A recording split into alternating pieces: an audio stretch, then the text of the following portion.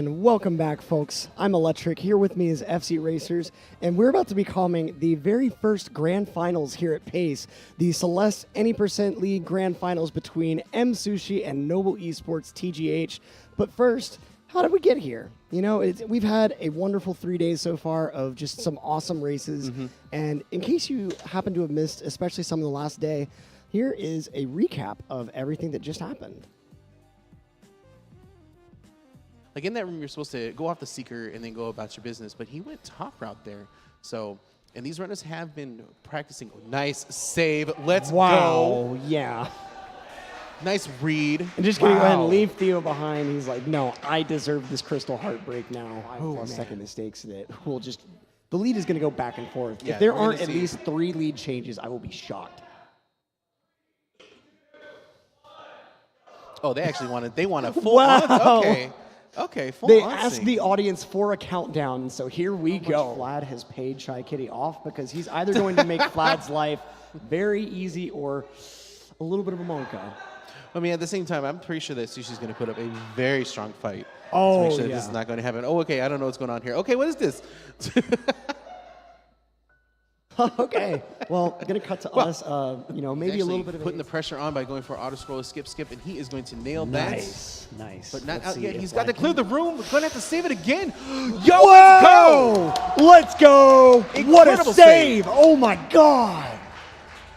Nitro playing this pretty safe. I'm not, actually not getting the bounce for here. This is about the time loss that might happen here for Chaos to take his lead back barely. If Nitro does get snowed him right now on his technically first real attempt. Chaos delaying that rainbow spin just fine. Is going to be getting the trick. Pretty early rainbow spin from Nitro, but still getting it awesome stuff from these two guys. Being able to get that moon optimally and now making their... This is exactly what I wanted to see, actually. This is the best way this could have gotten really close. Now Chaos actually taking the lead back going into C pretty big. You do want to get your motion controls right. Chaos actually spacing in 2 dives right there. Making it even closer, but is going to be missing that home in right there. Cappy not really cooperating, but still is alive, still swinging through the stage, touching that moon here. Very, very, very clutch that he actually got this one. A death here is one of the biggest steps you can take. You have to go all the way back. No missed bombs. I don't think we have actually seen any missed bombs. Oh, Commentators curse coming in strong today. I'm sorry. That was actually perfect timing, though. Excellent timing on that. Unfortunate for Nitro. He's going to be losing about 3 seconds there as a result. You know, what's going through your mind, Tomopless, the most difficult pillarless up. He's got to get another angle here. All right, he can back this up. I mean, you're kind of soft lock right now, but you can get out of it. It just takes some time. I was not expecting that to happen. What? And he's going backwards, and the bomb is blowing up. I've never seen that in my life. Luigi is all out of options now. He's got to get the bird, and I think that might be HMC early on. You know, you've got the live crowd behind you, and both of these gentlemen have a 120-star race later on. There's just so much, and what's D-Whatever popping off? Flexing Snowman's head. Let's go. The Shout side out flip to the AUM. That's hot. As some might say. That's pretty hot. And what a 3 days it's been out here in Laurel Park. And we've got 3 separate grand finals for 3 separate games. Of course, the Celeste match upcoming between TGH and Msushi, but also after that, the Odyssey Any Percent grand finals between Chaos Pringle and Stravos. That'll be a super exciting one. Stravos really fighting tooth and nail to get up here. And SM64, the 2 Titans, they need no introduction. It's Cheese versus Punk in those grand finals. Just back to back to back, awesome races. Now, before we get started, a quick note, our semifinals were group stage. This is going to be a just true best of match. For Celeste, it'll be best out of 5. And for Odyssey and SM64, we will be doing best out of 3 to determine the final champion here. Yep. So what are you looking forward to in Tej versus Msushi? I mean, both of them have been, especially Tej, he's been playing outrageously consistent throughout this tournament. Yeah, definitely, especially in the first day where those two previously met up. I mean, like, Msushi was just holding his own. I mean, we had that one race where they were literally about a second apart going into Summit. So I'm expecting that caliber. Like, Msushi's been playing fantastic this whole weekend.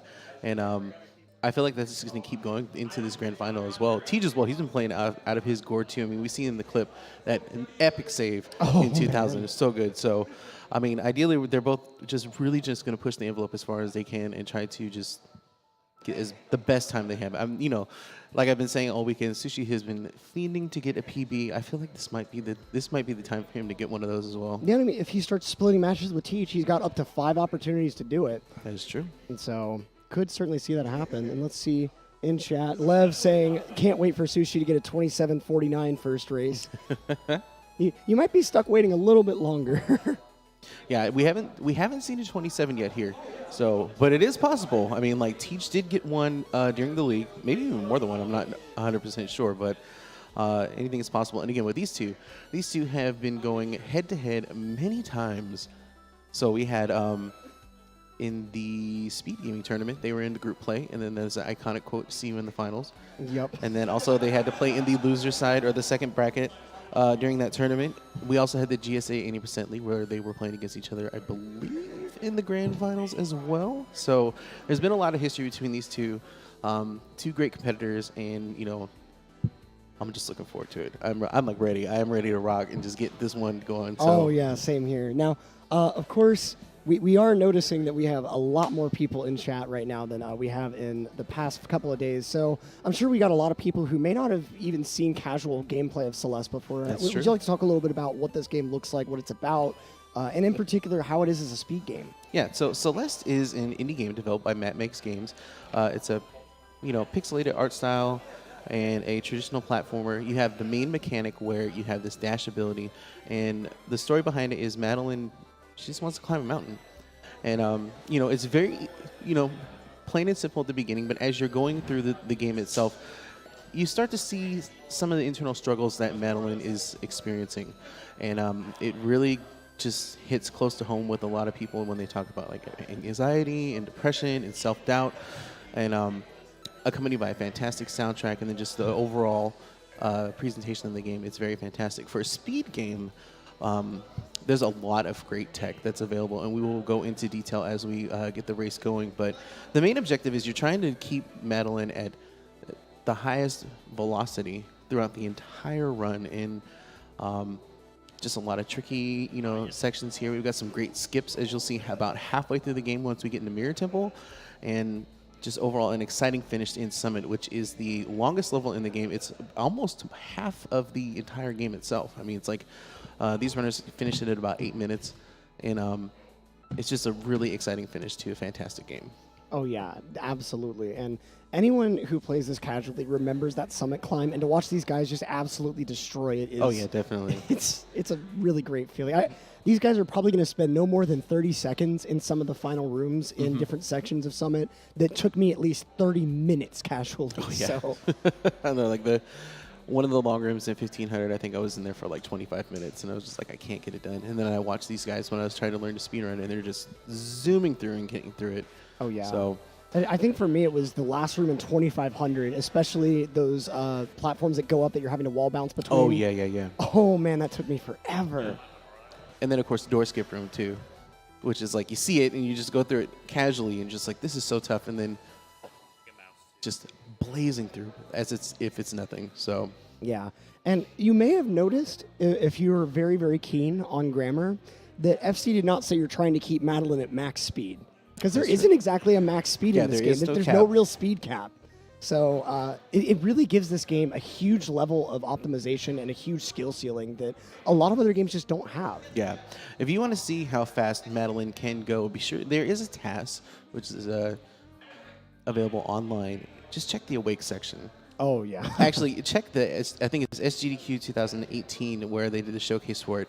Just see the reaction of the couch, seeing that for the first time. It's absolutely crazy just how fast Madeline can go.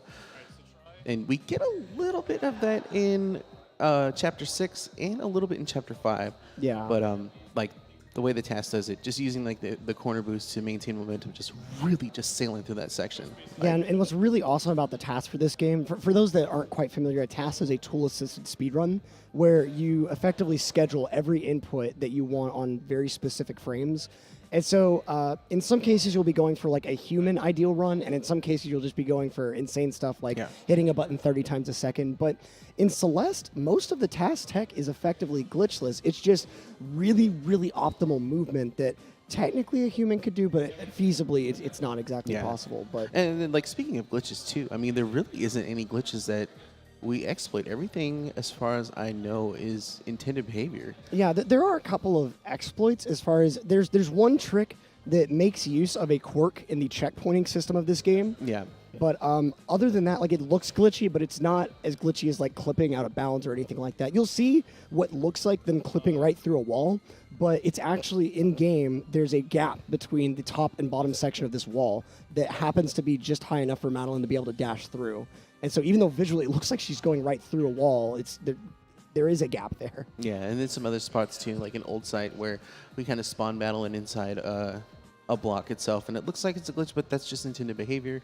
And yeah, just, really great. And the nice thing too about the speedrun too, if you're looking to play the game for the first time, one, everything goes by so fast, so you can't really just catch catch too much of it. But two, we do have the option of skipping every cutscene. So if you didn't want to have anything spoiled, you're in luck because you will not see any story-related stuff as we play through all of these races today. Yep. And we'll expand a little bit on like some general plot Yeah, we'll points, kinda- but we'll make sure that if you haven't played this game casually, you can still pick it up after this run and have a definitely. great time with it. Or if you are a subscriber to Speedrun, we do have 5 Celeste Steam keys that we're going to be giving away. All it takes is just being a subscriber to Speedrun here. And if you do subscribe during the event, we will be putting $2 into the prize pool, which actually kind of took a nice upswing over the evening. Yeah, it looks like the contributions, like just raw donations, has gone up above like 960, which is pretty wild. It's pretty impressive. So thanks to all of you out there that have been contributing and subscribing and just putting support for a fantastic event here. And then in addition to those Celeste Steam keys, we actually have the Celeste soundtrack on cassette tape and vinyl. The cassette tape most notably because in the game there are B-sides which are on cassettes. For some of us that are a little older, we already know that. But for some of you younger folks out there who might not know what a cassette tape is, they have an A-side and a B-side. But those will also be available up for grabs for people that are subscribed to the channel too. So, yep. And if you want to, if you already have that subscription, but you still want to have us contribute to the prize pools, in addition to for every sub, for every 500-bit donation, we will be putting $2 into those prize pools. Yeah, that is true. And then also too the soundtrack too. I mean, oh man, we have been talking about it all week. We're gonna keep talking about it. We're gonna keep talking about it. Anytime we've got a chance, we're gonna gush about it. Yeah, definitely, because it's really good. So if you catch us just not talking, just getting caught up, we're more than likely just kind of catching some of the beautiful work from Lena Rain. Again, shout outs to Lena and Matt and Noel and everybody at Megs Games for just providing a fantastic speed game and a fantastic experience to everybody that has already played through it. All right, so it looks like we're maybe almost getting set up here. Both of the runners are on stage and getting prepared here. And then also, too, immediately after this, we will be jumping into Super Mario Odyssey, and then right after that will be Super Mario 64. And I'm definitely looking forward to that.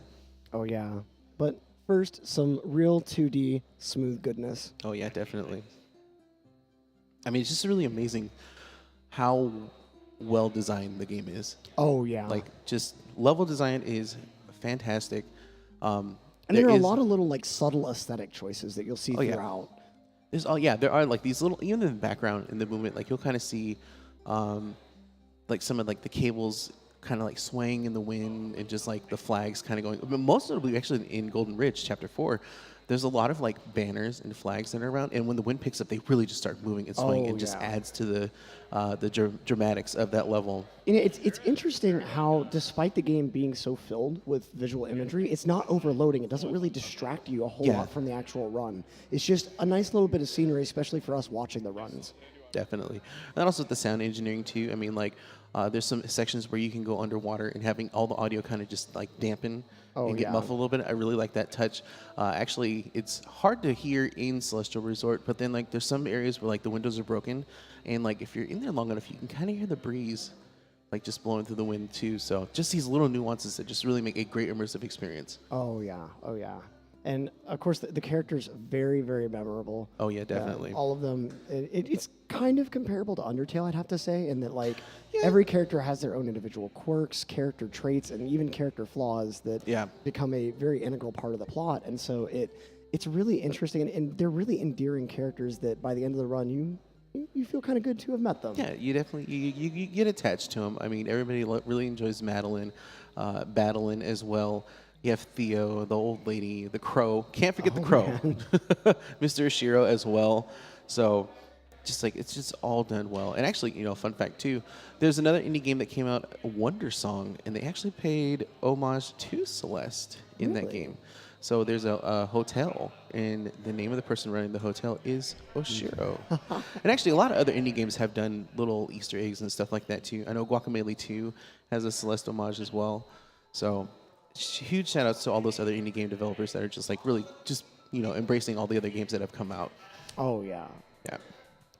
And speaking of, this game's origin is pretty interesting, how it actually just started as a brief idea for a game jam. Yeah. Actually, Matt and Noel went and created Celeste, we'll refer to as Celeste Classic, as it is on speedrun.com. They did it over a game jam for the virtual console Pico 8. And actually, it's hidden in the game as well. We don't run into it, unfortunately, during any percent, but it's definitely there. And it's good to see what they started with and what it's become, and just like how much of an investment they put into the game. Yeah, because in that Celeste Classic, you pretty much only have that dash mechanic, and you don't get to see throughout this game. There's a lot of every level has a gimmick that kind of demonstrates a different use of that dash mechanic. So there will be a level where we're going to be constantly dashing against wind because it kind of cancels the effect of the wind on us. There's going to be another level where we're going to be dashing to activate moving platforms to change the layout of various stages. And even towards the end, we'll have a stage where we actually get a second dash and then go through effectively all of those little aesthetics of each chapter right in a row.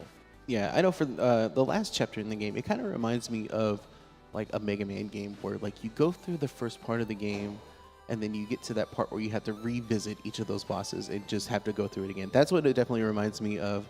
And even with the dash mechanic too, it kind of feels like Mega Man X a little bit, because you definitely in that game you utilize that dash that it gets, and it's just except you get to go in all 8 directions, which is just adds to the fun. And overall the game is just an amazing experience, and it's a blast to play. I mean, I've put in over 400 hours, I think. Yeah, that's not uncommon. Yeah. TGH, for instance, his Steam account says 2,500. Yeah. But when I asked him about it, he said, no, that's not accurate. I play the game a lot off Steam. It's probably closer to 3.5K. Mm-hmm. So just this is a game that, especially when you get into speedrunning it and try to really optimize your time as low as possible, you can put so much time into it. It's really amazing that it's a $20 game, because it's certainly worth $60, I feel like. Absolutely. And Celeste is just this charm. I mean, I think it just goes to the fact of climbing the mountain. When you do finish the game, you want to try to finish it faster, and you want to keep pushing yourself and trying to see what happens. And that's what's also the beauty about the game too. There really isn't any RNG. All of the rooms are, like static cycles. What you see is what you get. I mean, there's a few exceptions, but that's only due to the respawn time for Madeline coming in. But every playthrough, you're gonna encounter the same thing over and over again, so you know what to expect. Also, there's a lot of hidden secrets too, which we don't really get to dabble about in any percent. There's in addition to the 7 levels that we go through or I guess technically 8, because we go into 5B. Right. So there's 8 chapters that we go into in any percent, but altogether there's 24 in total. So you have the B sides, and then we have the C sides as well. Spoiler alert! I'm sorry if you didn't know that, but and it just really amps up the challenge, and it's just a huge accomplishment. Like, you feel good when you complete those levels, even if you're my B-side playthroughs, I remember B3 or 3B. I think I died 11,000, or not 11,000. That would be way too many. 1,100 times or something like that. I just kept dying over and over again and was just getting super frustrated. But then once I got to the very end, it was just a huge sigh of relief. Oh yeah. And once you get through these really, really tough stages and tough sections, it really does give you that genuine feeling of accomplishment. Mm-hmm. And a sense of accomplishment. And of course I was like, well, now I want to tackle the next level. Right. And it's just that they keep going and just having that feeling over and over and over again. So, and then also too, we should mention that there is more content coming. Yep. I was just about to say, this would be a really good time to pick up the game, because definitely. Chapter 9 is coming soon, TM. Yep. Matt Makes Games is very hard at work providing the finale to Celeste. I know a lot of people were saying, oh man, you're going to make a Celeste too? It'd be so much fun, this, that, and the other. And he's been quoted saying that he doesn't plan on doing that because he feels that the game is an open and closed kind of case. And I do agree with that. Oh, I feel yeah. that it's a very complete game overall. I mean, I feel like trying to ride its coattails or ride that wave of more and making a sequel, I feel like it would just somewhat cheapen the game itself. I really am glad that that's the case because it's just like it's a good finish. You kind of just leave it the way that it is, and then and it's just like perfect. Oh yeah, definitely. And I mean, Matt Makes Games has had some other projects in the past, of course. Like I believe that Towerfall was another one that Yep. used some kind of similar movement mechanics. So I don't doubt that whatever project he decides to set himself to next will probably have some similar design elements and take some inspiration from this, but go in another completely new direction. All right, so we're gonna see if we've got any feature updates here. Looking at the stage. Maybe looking to come about. And, everybody in chat, thank you, as always, for tuning in. We're going to see some of the comments that you have. Yeah, and true point. Owen Pro Golfer, a sequel definitely would be like really compared to the original. And when you go in a different direction, at the very least, people aren't making like all those direct comparisons. Like, oh, this is a thing that Celeste did better. This is the thing that this game did better. Like justifying why one is just a piece of garbage and the other is amazing. Like when you have those completely two separate IPs, for lack of a better term, it's a lot easier for people to recognize the inherent value of both. And I mean, Celeste had a lot of accolades last year as well. A lot of nominees for Game of the Year, which is huge. An indie game getting Game of the Year nod. That's like, I'm not going to say unheard of because I haven't, vaguely remember stuff from a couple years ago, being old. But just, being in the presence of titles from last year like God of War, Red Dead Redemption 2, Marvel's Spider-Man, like, that's a huge accomplishment for an indie studio where it's just like a handful of people are working on the game with a very tight budget versus like, a AAA title with multi-million dollars and just hundreds of people working behind that project. And it goes to show both how powerful a passion project can be and just how much love was poured into this game. And even ongoing, especially for the speed community, there are numerous instances where like different little weird things have been found that we've started using as speed tech that Matt's either made easier or has like still left in with patches or has even like added a couple of things here and there. Like corner boosting was a later addition to the game. Yeah, corner boosting were added. Matt does a really good job into making the game with the patches, making it a little more accessible to some of the players that are trying to do the post-game content, but then also it just magically provides great opportunities for speedrunners to just really carve into their times. Oh, yeah. And then actually Matt and Noel are both very active in the Celeste Discord as well. So, they're definitely paying attention to seeing what's going on. I'm pretty sure, I'm hoping that while they're working on Chapter 9 that they're tuning in here and checking out this grand finals here. So. Oh, yeah, same here. And it's certainly the approach that I really love seeing in this modern era of like actually being able to update your games constantly. Because, we've seen a lot of developers that have ended up patching out every glitch that speedrunners use and forcing speedrunners to stick on like older, outdated versions that sometimes require a lot of work to actually maintain on a console. But here we see the approach of, we have this system available. Let's go ahead and use it to everyone's advantage. And because of that, also, Celeste is actually, there's a rule on the leaderboards that runs have to be done on the most current version. Yeah. So let's see. In fact, we got a couple other Celeste runners up at the stage talking with Tej and Msushi. Maybe we can get a camera shot out there. I'm not sure, but I see like Dave Stereo and of course Chai Kitty, one of the top 4 competitors. Now, Dave actually was a part of the showcase runs that we've had over the weekend. Oh yeah, did you catch his Star Wars run? I did not, unfortunately. Oh man, that game is so busted. Yeah, I did see that during the awful block at AGDQ. But like, it was at 4 in the morning, and I was like, I need to get my rest for today. So I ended up having to leave after a bit, but I did manage to catch the repeat of, "Used to start big fight. Used to very bad." Oh, I did see that. He gave us a little glimpse of the run on Thursday, I think it was. Yeah, in that part, I was just like, oh, is this gonna end? Yeah, and he also did a Deltarune run earlier. Yes, and he did. Speaking of, Deltarune, the full game going to be coming out relatively soon, hopefully. Yeah, hopefully. Toby Fox hard at work. Knock on wood for that one too. I still need to play through that.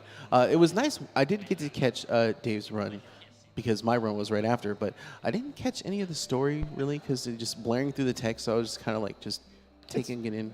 It's a really nice story and a really nice accompaniment to Undertale that tries to emphasize the power of choice. And this game very, very quickly lets you know your choices don't matter. Yeah, and then also that battle theme too. Oh, man. So good. Oh, man. I was like, it can't be that great. And then I listened to it in the game, and I was just like, oh, okay, I know I'm going to add this to my playlist. I got to add this, definitely. So, yeah, I mean, overall, it has been a fantastic event. I wish that all those out in Twitch Land could have stopped by and checked it out because it's been really good. I'm definitely looking forward to the next one that GSA decides to put on as well. Oh, yeah. And then also we do have Season 2 in the pipeline from what I understand. So there's that as well. But, I mean, overall, it's just been great. I've gotten to meet a lot of people, a lot of commentators, you know, also like yourself and like LimCube and Dangers and everybody. It's just been great. Yeah, being able to come out here and meet everyone, it's just, I realized earlier the one word to really describe this week has just been cozy. Yeah. You know, that we have all been working super hard behind the scenes to make sure this event runs as smoothly as possible, but there's also just, it's nice to be around, you know, it's not a super, super crowded event. Everyone here is like either a speedrunner or very heavily involved in the speedrunning community. It's just nice to just be able to kick back with these people that you've known for a while, but never been able to like have those nice face-to-face conversations and jump from one moment about talking about the speed game that y'all share an interest in to talking about everything from like music to like some weird stuff happening at the venue or whatever it is. Oh, yeah. Yeah, that's one of the nice things, too. It's just like, you know, we're just starting out. It is a very small event, but like you see the same people. So it's not, you know, like at AGDQ, you're just like, there's so many people there. I'm just like, well, I think I met this person before. I'm not 100% sure. But here, like, you know, you see the same, it's like, you run into everybody like over and over on multiple occasions. And it's just like a nice, you know, just opportunity to make new friends and have, you know, just a great time. So looking forward to the second one. Looking forward to many more, actually. We'll see how this pans out, but I don't know, what is your biggest take? Like, I guess, here we go. What was the biggest moment for you so far? Biggest moment for me so far at PACE. Well, definitely, there are a lot of things that were out there. Certainly, some of the showcase runs were really wild. I can now say that I've actually seen ZFG play live, and that's a really decent accomplishment. And somehow I ended up on that OOT any% couch. I really hope that I did that run justice because, oh man, that run is so cool. But yeah, having this opportunity to com for Celeste, and especially seeing that flat versus Tej race, seeing these guys just, there wasn't really anything on the line for either of them. Their place is really secured, but just having that nice camaraderie race and Vlad managing to take that set 2-1, that was really sweet. Yeah, it was pretty good.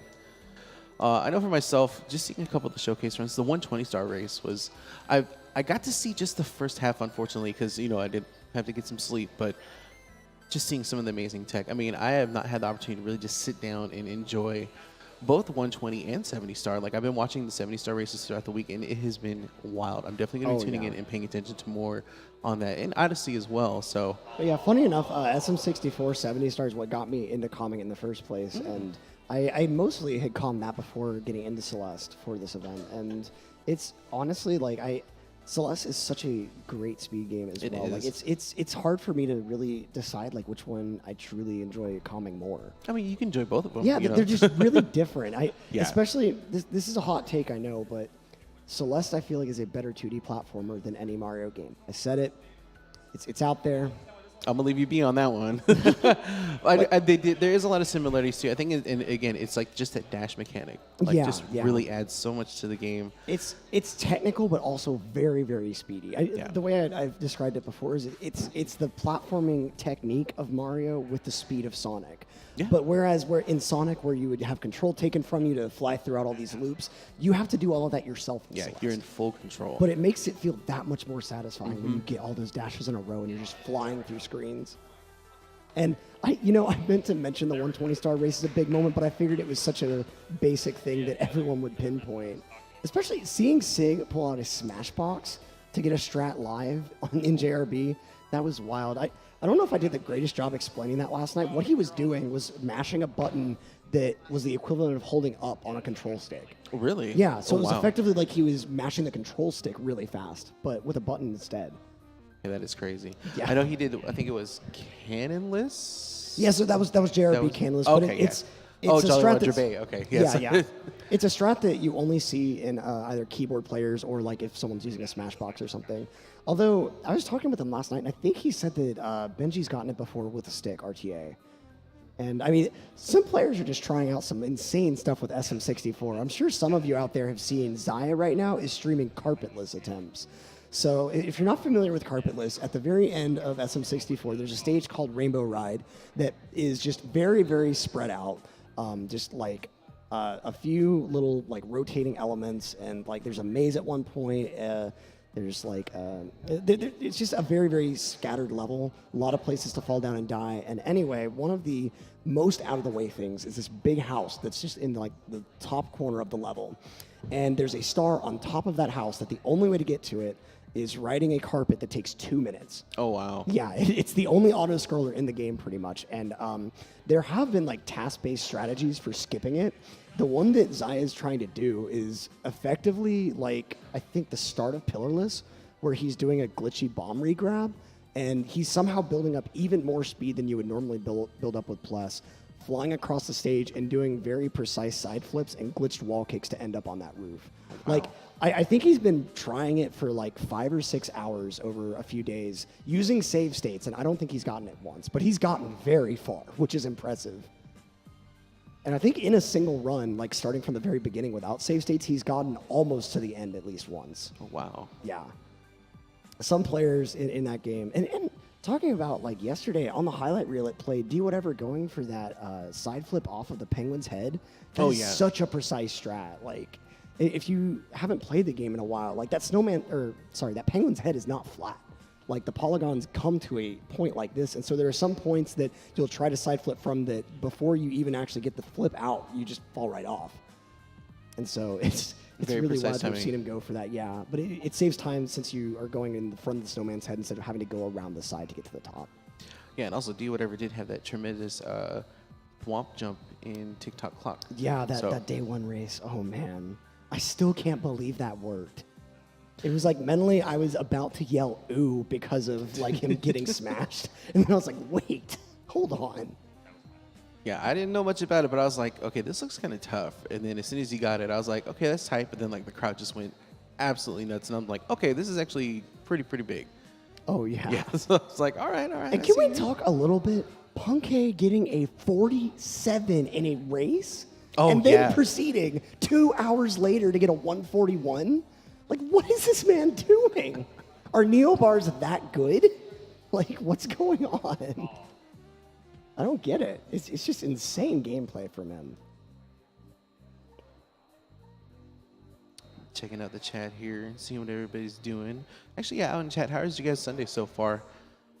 I mean, we do appreciate you guys tuning in and enjoying the event here, as always. Oh yeah, Much appreciated. Yeah, I mean, like, I know how it is. I be at home on AGDQ. You know, I usually just have it on while I'm like cleaning the house or something. Just like Right. having that good background noise as you're kind of going in, getting in between these setups here. So we do appreciate you guys holding out and tuning in as we keep on going here. And I mean, like, I'm actually curious to see with the Celeste runners what their plans are after the Celeste League is over.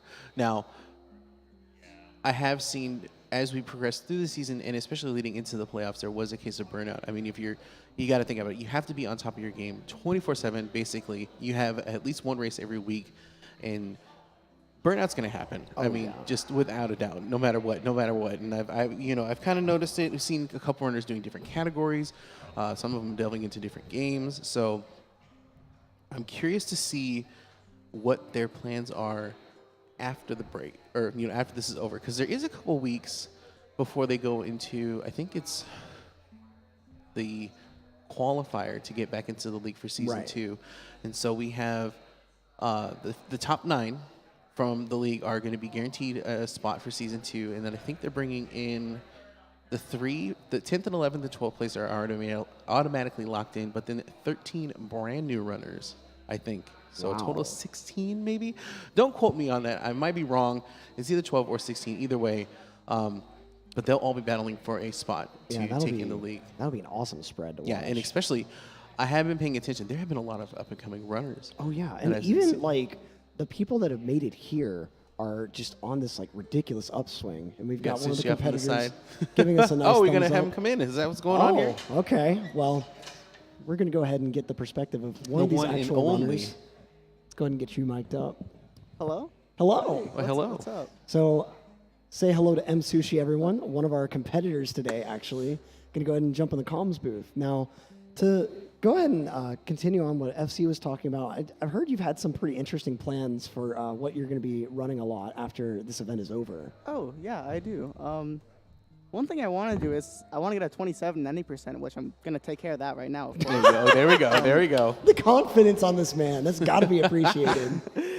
Yeah, I still have a lot of goals in Celeste, just in general. I mean, I want to run 100% when Chapter 9 is released, which probably 2 years?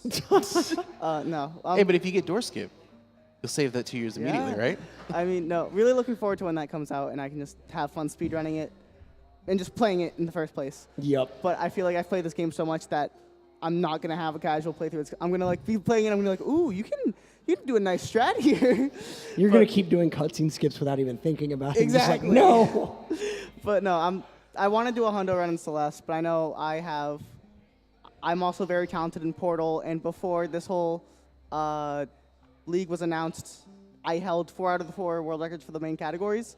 I'm now down to 1 out of 4, so it's also a game I'm very passionate in, but just because of the events, I've really had responsibility to, I wouldn't say responsibility, but something of that nature. I had a feeling that I should really keep with Celeste, so I've been focusing on that for a while now, and Portal is something I'd like to revisit, as well as just I have a run at SGDQ, which is Half-Life, so I need to prep for that too. So I think there's a general consensus between all the runners going forward off of this event that we're going to take a week break of Celeste. It's like, it's too much. We're going to stop, so. Yeah, and it's certainly interesting to see how these different communities are planning to spend their time right after PACE. The Odyssey community in particular has a very interesting set of weeks ahead of them. The VR update to the game happened to actually improve loading times, and so it's been figured out that the current version 1.3 is faster for basically every category, even any percent. Really? So, and what's really insane about that is that's without a bunch of the huge time saves in 1.0, like first moon skip, Sphinx clip, the turnip clip. There's a lot of stuff that just straight up it's just gone now. And so, wow. Yeah, it's going to be really wild to see how these guys decide to. And plus, one of the big impacts has been on sub areas, because when you go into a sub area, you have to trigger a load to go in and trigger a load to come out. Both those loads are now potentially seconds faster. And so especially in categories like Darker Side, where you have to collect 500 moons, there are a lot of sub areas that got nixed from the run just for being a second or two too slow. Those are going to be reconsidered now. So that's going to be really interesting to see these potential reroutes going forward. And one of the things, like, it's a really cool thing, I think, frog skip in Darker Side, but it's honestly kind of an anticlimactic way to end the run, and it's certainly sounding like 1.3 may actually be faster for Darker Side as well, making frog skip basically obsolete. done for. Really? Yeah. That is crazy. Don't quote me on that just yet. Frog skip does save, like, I think 3.5 minutes on its own, but Darker Side is a 3-hour category. So. That is true. And then with all the loading screens too, like if it is a couple seconds, 30 of those is a minute. Right. Save, right? So it's just like, I guess with that being said too, like, you know, the big talk was sub 1 hour. Yep. And a lot of people how much time are we saving with this new update? Yeah, so I want to say what we've found so far. I say we. I'm nowhere near like the guys measuring all this stuff, but I think they said that the route is like 5-10 seconds faster, like right now, without even being like rerouted, optimized, etc. So when I was first talking to Nicro and other guys about it, they were thinking that realistically, probably 59 3x and 59 4x would probably be on the horizon relatively soon. Okay. And just to clarify, I can't say this with complete certainty, but I'm fairly sure the runners have made a gentleman's agreement, Stravos and Chaos, not to do that. Play on Right, 1.3 right. today. And so, they all, whenever it was realized that it was faster, they all agreed that for this event they were all sticking on 1.0, which it wouldn't really make sense for them to move back to 1.3, or not back to, but move to Up to, 1.3 and like try to do that on the fly rerouting without, because like the sand route, for instance, is based on that Sphinx clip. Like when you aren't able to do that, the timings for everything, especially like the bird cycle, gets completely thrown off. So, but I did want to ask you too, since you have a lot of experience with games that have that first-person view and you're actually having to use a mouse with your right hand, how was it switching to Celeste where both hands firmly on the keyboard? Ooh, I think it's actually interesting. One thing about like just in Celeste, to go on my own question before answering yours, a lot of people play with controller or keyboard, and there's not really a clear preference between which players like to play. I know TGH over there plays with controller. Me, Flat, and Shy, all the other runners at the event play with keyboard.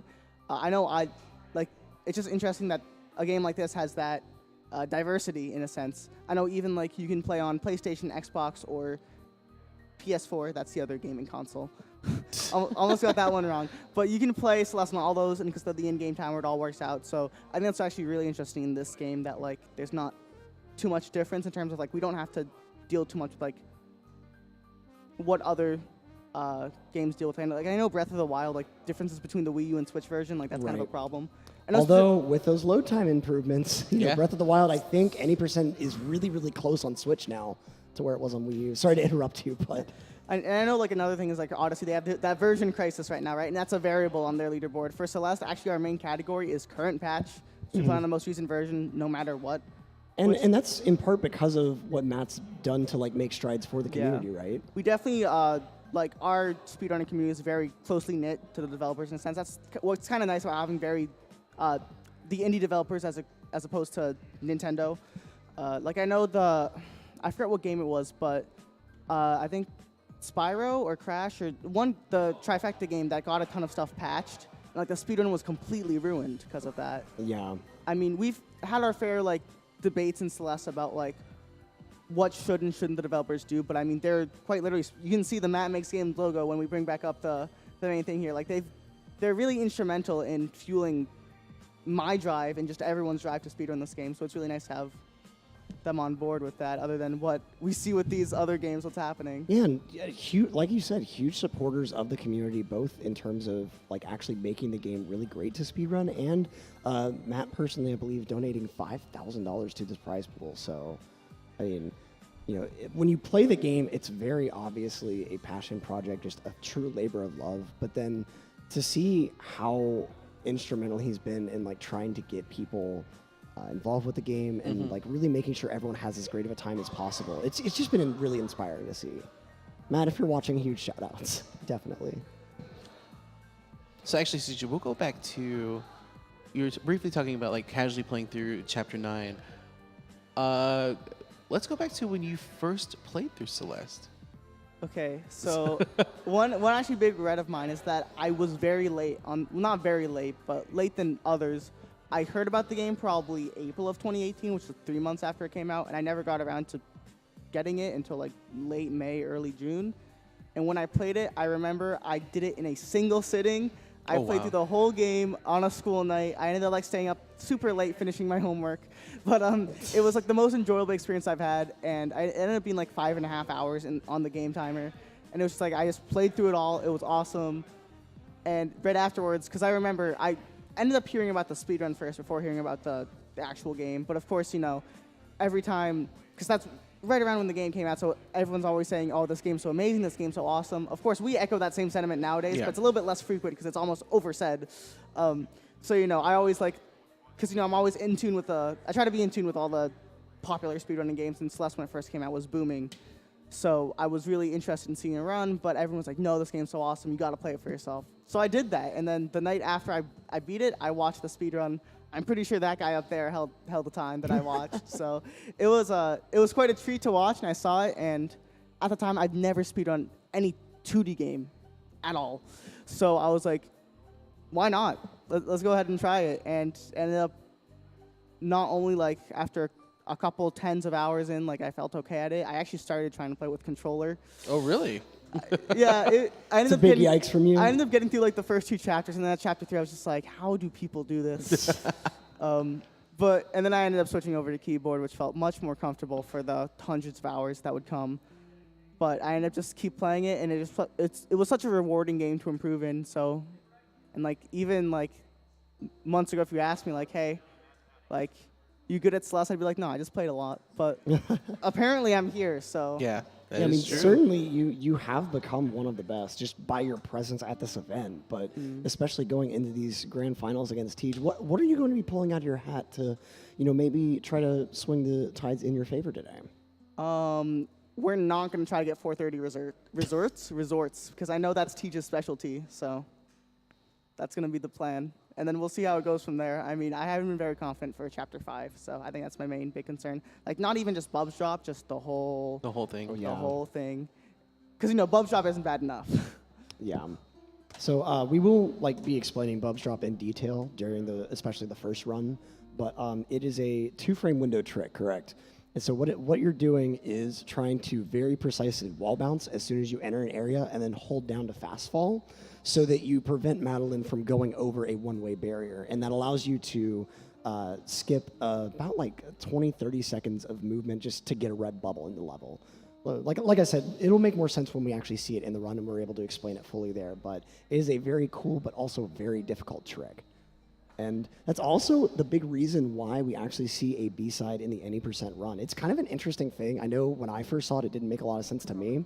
So we haven't really gotten a runner's perspective of it. Do you want to kind of talk about 5B's integration into the run? I think the first thing that was interesting and this ties into the topic we were talking about before about the developer involvement in the speedrun, because it's actually quite a controversial thing, because the first quote-unquote glitch was found in Celeste, which was called menu storage, where you could hit pause. What was it? You could, if you would unpause on a submenu, it was a frame-perfect input. You had to unpause and hit the submenu at the same time. So the restart chapter, when you hit it, it says, are you sure? And yes or no. So if you would hit that and close it at the same time, you'd get into the state of menu storage, where the menu would be popped up, you can navigate through it, but you'd have control of Madeline. And through that, we found that in an area in 5B, actually now the area in the door, there's a very long room where we end up doing a reverse wave dash and take a red bubble up near the end. Very long room. I've died in a couple of times by trying to reverse off a button. But in that room, there's a pillar there. And what actually happens is that if you enter that room and then leave that room and then go do the menu storage, so you'll have the menu up, if you exit through the top of the room and save and quit right when you exit, the game didn't know how to react, because, of course, you shouldn't be able to move while you save and quit. So what happened was your camera was in the other room, but Madeline's player model spawned right next to that door. So, and because your camera wasn't in that room, everything was unloaded, certain models, like the door. So you're able to walk through it, and because of that skip, it ended up saving 40 seconds over the current 5B route. So when that happens, everyone was like, oh my god, 5B and 5B. And there was a lot of people oh, I don't like this, I like this. If this doesn't get in the run, I'm quitting the Discord, I'm uninstalling, I'm never speedrunning again. if this is still in the run, I hate speedrunning, this is never, and people were really mad about it. So to put it brief, the trick ended up getting patched out, and everyone was kind of sad, well, not really sad, but I think generally my opinion of it was that I thought the 5B application was cool, but the trick in itself was kind of weird. Yeah. People were theorizing if you could skip the entire huge mesh checkpoint with it, and I'm like, jeez, slow down, buddy. yeah. But I thought remember the 5B, it was really cool. You could do that in 90% run. Yeah. And even before that, it was found that in the same Bub's drop room, you could do a corner boost that would basically have the same effect, but it was incredibly inconsistent, and only a few runners, shoutouts to Revo and Black Pair and Toothy, I think, all did that in their attempts, and it was the most crazy thing to play through 15 minutes of the game and then do a pixel perfect trick with no lineup. Probably Celeste's equivalent of OG Canonless in SM64, just even further into the run rather than 3 minutes 15. But I know when Demo Jameson first found the application of the Bub's drop, which is a trick we named after Babai, because when he was labbing Resort, in the first screen of the presidential suite, where you go up and then you're out, he actually dropped back in by accidentally pressing an input, he just fat-fingered something. And we found it the most amusing thing, but we were like, it's probably just dumb, has no application. And Demo Jameson, the same guy who found the demo dash, was able to make it work in 5B and found out the Death Warp chat. And when that was found out, not only was it crazy because it's we had all this debate over like the menu storage and the stuff, all that like 5B, and now it's like this is realistically possible. Like we have a fairly consistent, like not incredibly sketchy way to do this. Yeah, and it's not really like glitchy so much as it is just a weird like quirk weird in the interaction, checkpoint system. yeah. Because it's correct me if I'm wrong, like the checkpointing system in the game, not every entrance is checkpointable. And so like in that case, if the game doesn't expect you to be able to enter, it just doesn't assign a checkpoint properly. So Yeah, and I know like for me coming out of that, I know the first thing was that like when the world record was like low 29, we were like, let's get sub 29. Yeah. Like that was the perspective from the community, like sub 29 is going to happen. And I mean, for me, I was actually very excited because I was really bad at 5A.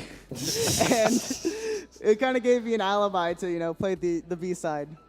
yeah, I it's, felt you know, that a lot. when it was first discovered that 5B would complete and let you go to chapter 6, it, you know, I'm sure there were some people that were like, yeah, it only saves 2 seconds, but I can't do 5A perfectly, so. Yeah, and I mean, so even the first thing, when we found out that completing the B-side unlocks the A-side, next A-side, that was a big debate for the All Hearts chapter, or All Hearts Really? category, because in theory, the category was originally, the idea was you complete every single level in the game, no matter what. But the idea was that if you could go to the A-side, get the cassette, not complete the A-side and just finish the B-side, you'd unlock the next chapter and you'd still have the heart, because you don't get a heart from beating an A-side. So that was a huge debate, which is not why we now have to split between all chapters and all hearts. Right, and you, like, in the A-side, you could just go grab the heart real quick and then save quit. Yeah, Okay. exactly.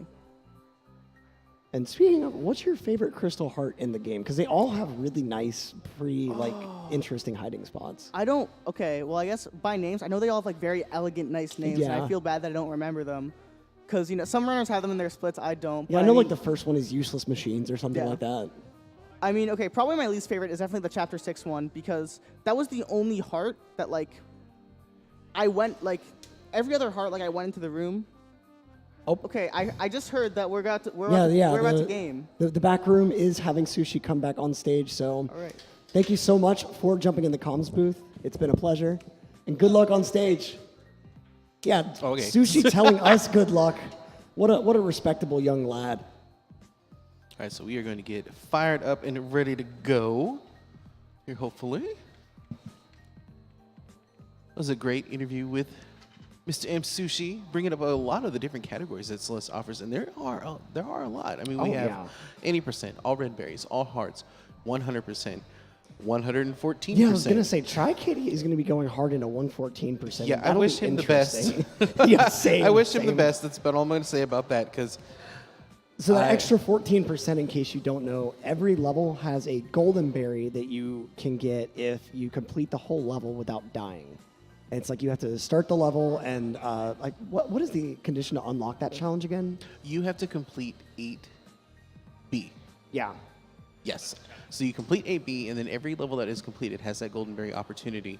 So you still have to do the C-sides as well, and play them basically twice. And interestingly enough, there's another golden berry in chapter 1 because the whole chapter, and I learned this from you the other day, the whole chapter can be completed without dashing.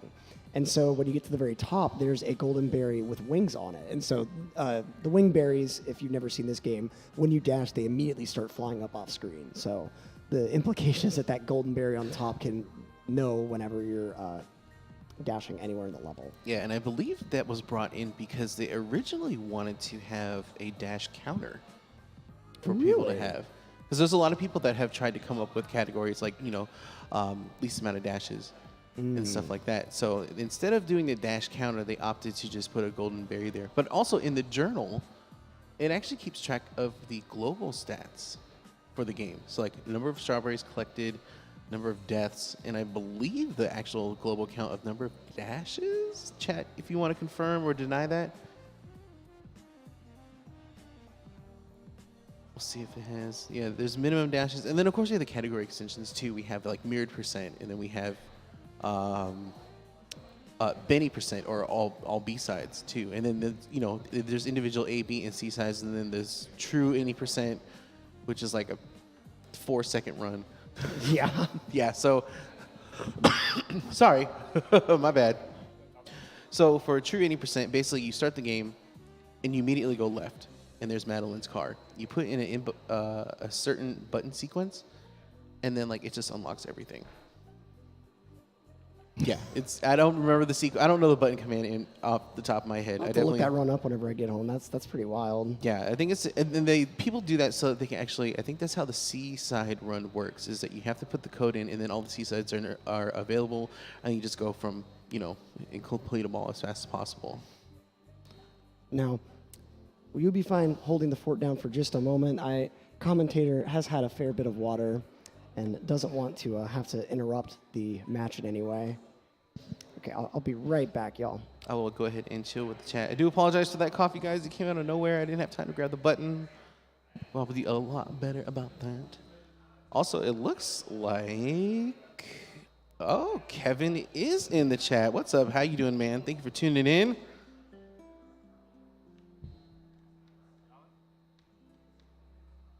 I'm actually just kind of reading things here, too. And then, also, yeah, I should point out too, for the PC version of Celeste, there is a way to do like a level editor. I am not fully familiar with that, so I apologize for my vague information, but there have been definitely a lot of custom-made maps. They're actually really good. They're really fun. We have the notorious D sides. And just a bunch of other ones, I think. What Polygon Dreams, I think, is one. There was the Halloween pack that a bunch of people put together. So it's just a great opportunity to further extend your enjoyment of the game. I don't remember how to get all that stuff off the top of my head, so I apologize. But if you do join the Celeste Discord, we have everything there set so you guys can get right as rain there. I'm seeing in chat asking who my favorite runner is. All right, I'm gonna put this out there right now. Actually, they're all my favorite. I enjoy all of them, but I have gone on the record to say that I am a huge Black Pair 420 fan. I'm not even gonna lie about that. So he and we actually played first in the speed gaming tournament, and he was like his PB at the time was 45 minutes, and mine was 40.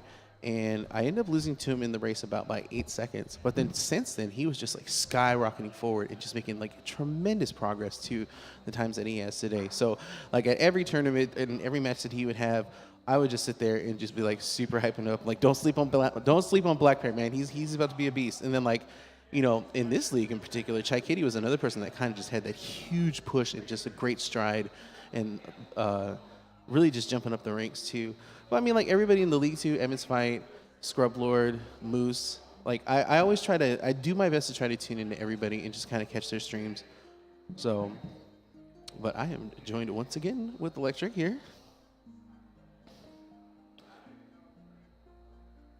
Yep, got that mic back on.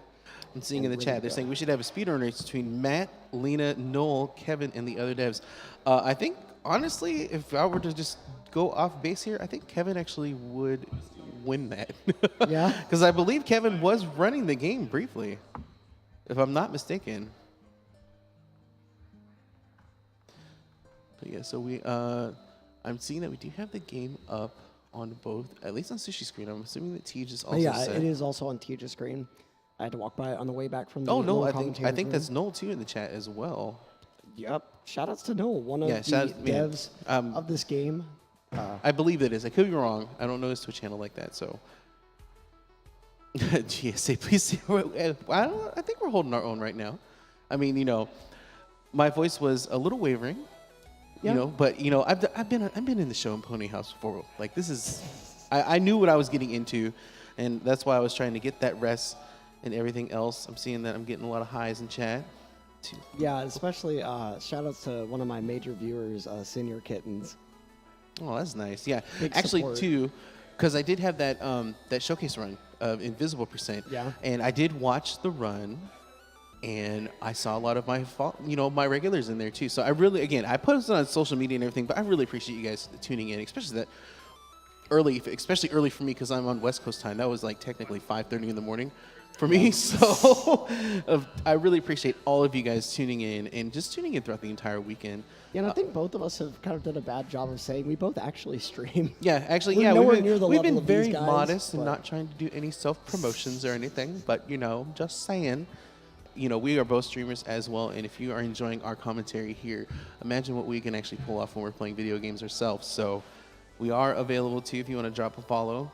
As with all the runners, too. I mean, everybody here, like, everybody, at least, no, everybody. Like, I've tuned into LimCube stream, fantastic. I've tuned into Chaos Sprinkle stream briefly, D-Dangers as well, Cheese's stream, like, all the runners, everybody here just has their own channels, too, and, like, they're all fantastic streamers and content creators. I just posted the actual Twitch names of all of the runners that were in the top 4, so be sure to give them all a follow. That all of those exact names should work.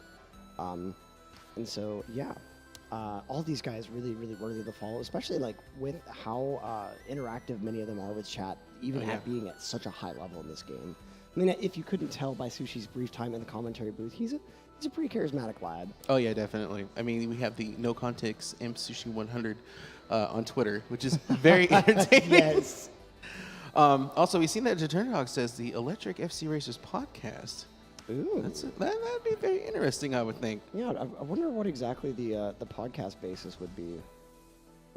Certainly, we couldn't just talk about Celeste. Oh, definitely not. I mean, well, we could always just sit here and talk about the Celeste music. Like, fill like 4 podcasts with just that. But no, I mean, maybe we can come up with something. I mean, we do have GSA actually has their own podcast, if I remember. ATL Insider. Yep, the Rundown? Yeah, the Rundown. We do have that as well. Tej was actually on the first episode. I did watch the one briefly, I think it was last week, which was with, the name is eluding me. I know he's a very, very prominent speedrunner. Grand Pooh Bear? Yeah, that sounds right. I'm not exactly sure. I apologize to everybody in chat. I'm still getting my feet wet with the whole speedrunning community. Grand There Pooh we Bear go. is this week. Big John okay. and Cranberry. Thank you very much, Pots Dragon, for the clarification there. Yeah, which just in case any of those guys are watching, I need to clarify a little bit on my hot take earlier. Grand Pooh Bear and other guys like Pangea Panga and the other like huge SMW ROM hackers, they really have taken Mario to a new level. Honestly, like that's some of the only stuff that like their ROM hacks and their levels. I can definitely say take advantage of that bit more slow, methodical precision in Mario. Also, too, Pinko was playing through Celeste a couple weeks ago. Yep. So there's that. And I did mention the custom level editor. So yeah, I'd love to see what these I'm guys just can like, do with are those you going to custom try to levels. come up with some custom Celeste maps? Because if you do, I'm definitely trying to get angry. And Imagine Item Abuse 3, but as a Celeste map. well, I mean, like, for example, you have the blocks in Chapter 5, the dash blocks. Every time you perform a dash, you kind of just come into play. So imagine if it's just kind of like off screen or hidden behind something, you perform a dash and just comes straight down and smashes Oh, you. man. Right? Like, so I'm already giving them ideas. Oh no. So it'll be very interesting to see. Yeah, Super Dram Mountain when? That's my question.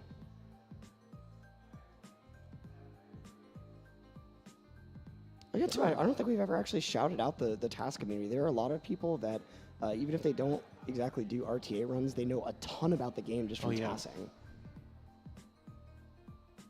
We got a wild Thero behind the place. Waving towards us, giving us that thumbs up. Nice good luck from those fellow comms. I am seeing Name Guy. Name Guy actually made a bunch of fantastic levels. To fantastic, what I really mean is frustrating, but good level design nonetheless. But, you know, just tough as nails approaches that Teach has definitely handled. And Deluque too. I might have butchered that name. I apologize in advance. But, you know, just a bunch of great stuff from those guys. I played through like the Halloween collab pack, and it was great. It was so much fun. It scared me a couple times. I was just like, oh, what? So I'm definitely looking forward to seeing if they're going to be doing a second one, because it was a lot of fun.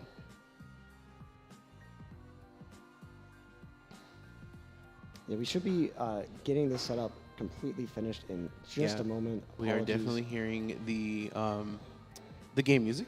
Yeah, from over the tech speakers. guys, we've been told a few times that PC setups are the hardest because if you think about it with a console, you have the ability to just hook up the RCA jacks or an HDMI to whatever you need to, and you're good. Yeah, and then there's also like you don't have the extra setups on the PC that you need to take care of and drivers and whatnot. I mean, you know, if you really think about it too, at any big marathon, this sort of thing does happen. So, Oh, looks and like we we've might got have a another wild, special guest here. So, if you're familiar with Celeste, you may not know this guy, but Hello. introduce yourself. I am Cheese. I am a legend at Celeste. Yeah. I mean, what to be was your fair- PB again? My PV is 3430, actually. Oh, so I just recently beat your PB then. I need to come back and beat it then. There we go. So yeah, I'm just joining you guys for a while, because why not? Yeah. How has been your pace so far? It's good. It's good. It's I mean, it's an enthralling experience because playing live in a competitive, playing competitively in a live setting is just like it's never really been done before, so I don't know how to feel about it. And especially for the people that have not done any runs in a live setting, like no marathon runs or anything, Yeah. for them it's like the first time. And it's like they're playing for, you know, competitively for a prize pool and stuff like that. It's It's like I can two imagine how it hydraulic feel- presses I can going imagine at how the it same feels for time. them. Yeah. Now, how are you feeling in advance of that race with Punke? I feel good. I feel a lot more relaxed now actually than I was in a few days. I kind of feel like if I lose, I don't mind what happens. I'm gonna just continue doing what I did the past few days with that mindset, and whatever happens happens. But I'm just happy I got this far. I just can't wait for the next, like what is to come in the next year. Oh, yeah. I Yeah. can't wait for the next one. Yeah, as great as this event is, like it is still that first event kind of has that like growing pain syndrome to Yeah. it of just trying to figure out everything. Because I mean, you can do all the planning in the world before an event, but once you're actually there, figuring out what all the day-to-day operations need to be, Yeah. you know, there are a lot of things that can just slip through the cracks. But the second event, I feel like, is just going to like be even smoother, even better. And it's hard to say that because this has been so great for me. I mean, this has been my first live speedrunning event, and just I think it's meeting everyone that's been so awesome for me. But I don't know. While Pace 2 is going to have a hard time topping this, I also feel like it's going to inherently. So I'm really looking forward to it. It could be kind of like the GDQ or ESAs, where the first one is like, oh my god, and then the second one just gets bigger and bigger, and everyone is like, still like, oh my god. Yeah, and that's Yeah. what people have to remember is like GDQ started in someone's basement, if I remember right. Yeah. It was, yeah, literally like I don't know, 3 times smaller than this space. Yeah. You know, in somebody's house with Yeah. like 20, 30 people. Mm-hmm. You know, so, and look where it is now. So. Yeah. So actually, Teach, he's on stage. Cheese, there we go. Cheese, pretty similar. Yeah, there you go. So the grand final setup is a 2 out of 3 match. Now, we have seen this format in Celeste already, and especially during the league. During that process, there is a lot of mental fatigue that has been kicking in those later games. Seeing that the league was just a 1 race, and now you're going to a 2 out of 3, have you been mentally preparing the idea of having to do a run back of maybe 2 or 3 races for So- 70 Star? I think it'll be a good. Last night was a good indication of how today is gonna go. Okay. Because like yesterday I had a league match and then a 120-star race, and that was tiring to say the least. And today is pretty much, today could be better if we don't go to 3 games. If we do go to 3 games, it's going to be pretty much the same thing. And it's going to be hard, and it's going to be a good test too, to see like between me and Punke who's able to maintain that mental strength and not be like, I can't do anymore. If it goes to the 3rd match, I think if it does go to the 3rd match, it might either be very, very, very bad or very, very, very good. I don't think there's any ways about it. It might be like so good because we're like running on adrenaline, or we're so tired that we're just gonna play really bad. But Yeah. I can't wait for it. Yeah, now, certainly worth asking, out of his constant retweeting of anime, Neobars, and the Pun Bun, what do Yeah. you think had the most influence on getting a 47 than a 141 back? Yeah, about that. So yesterday, there was some stuff going on with Punke's gameplay. I don't really understand it. he was kind of popping off. But it's Punky. Everyone knows Punky is like the most consistent runner. I wasn't too surprised. And he seems really comfortable in the live setting, but I can't wait to see what happens today. But looks like they're starting. Looks like we're gonna get ready here, so Good luck, guys. Thanks thank you so very much. much. All right, folks, the moment that you guys have been waiting for, we are getting ready for the grand final. Don't be fooled by the title up at the front that says this top 4 group stage. We are in the grand finals, and this is a best of 5 endeavor. Yeah, and of course, the first meme file name. And we are they're off. to the races, thus kicking off the first grand final event of PACE. Let's go. Msushi versus TGH. And so again, we are in prologue. This is a nice area for first-time players to get familiar with the controls. Madeline has 3 basic abilities. She has the jump, being able to grab on the walls, and you're not going to see it in this section, but she does get that dash here at the end. And she tries to make this leap of faith. Yeah, and you're just trying to get through this first section as quick as possible. Nothing really too complex since you don't have that dash mechanic until that bridge collapses and the crow tells you, hey, you can do this. All right, so we are now heading into City. And again, another showcase with all of the great tech that you're going to see in this speedrun. We're already doing some hypers off the bat. You can see some wall bounces here, which is basically like a vertical hyper, so to speak. You're going to just maintain that momentum.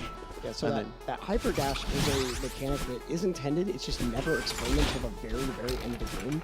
But if you hold crouch whenever you're holding a direction to dash, you'll get a lot more momentum in that dash.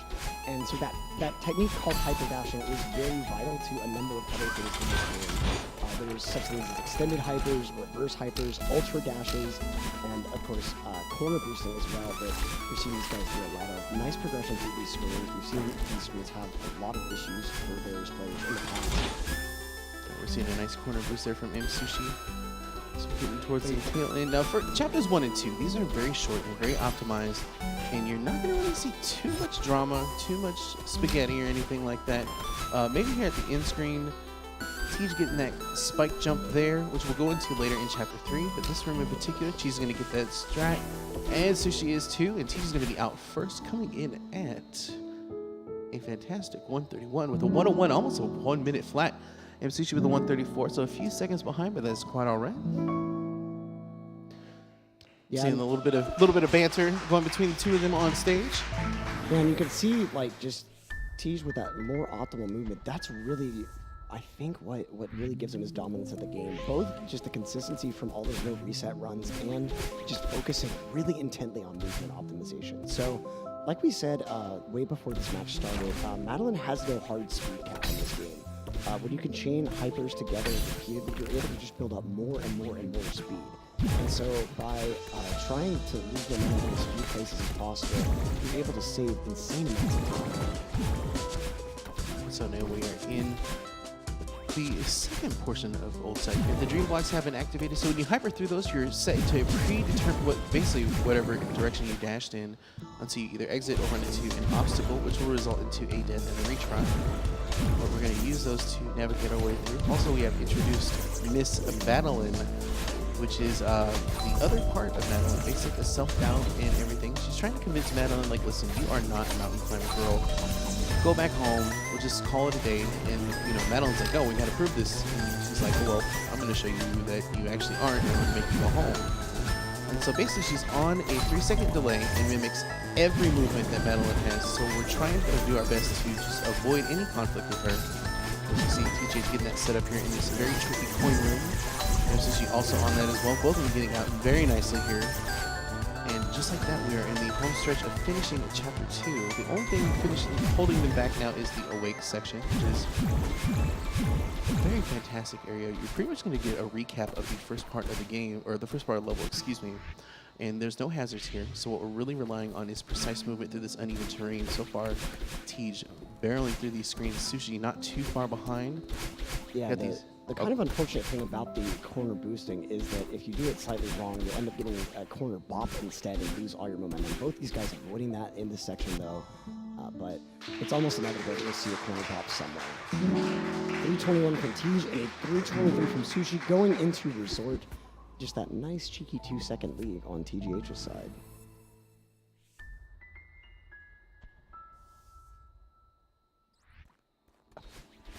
And so now we are moving into Celestial Resort. This is where things are going to start getting turned up a little bit. A little diciness, a little drama going on. So this level is notably longer than the first two. In fact, it's longer than the first two combined, if I'm not mistaken. We have these dust bunnies that come into play, which are basically, if you run into them, it is resulting in a death.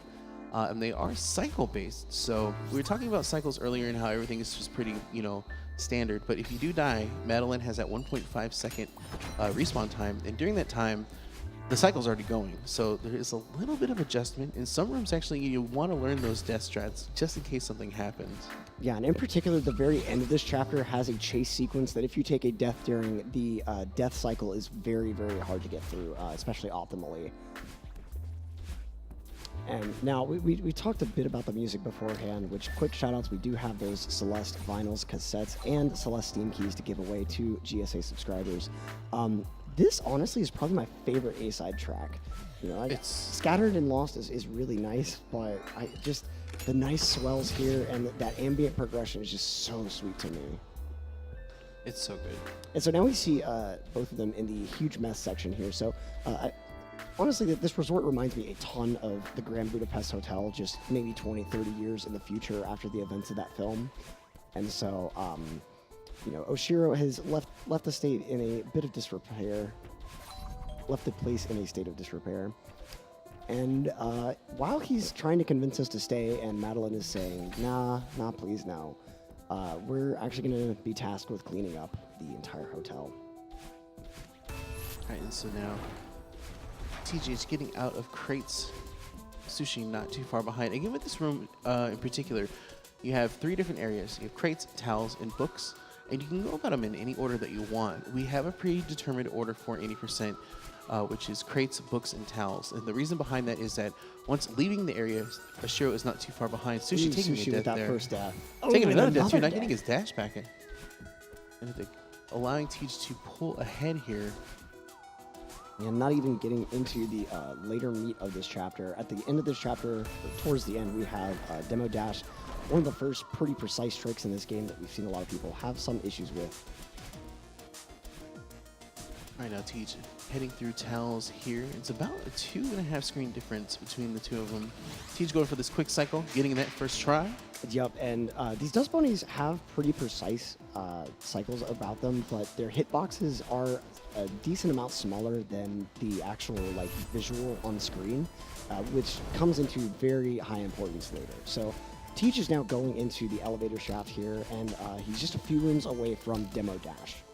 So the hitboxes, like I said, aren't quite the full span of that visual element, and it just so happens that this, what looks like a complete wall blob of these dust bunnies, has a gap in the middle of it that is 4 pixels high. And Madeline's crouching dash animation is also 4 pixels high. So what he's going to do is grab the wall, line up with a pixel on the floor, and then jump. And when Madeline's head aligns with a pixel on the bookcase, go ahead and do that crouch dash to the left. And if everything goes correctly, he will end up dashing straight through that gap.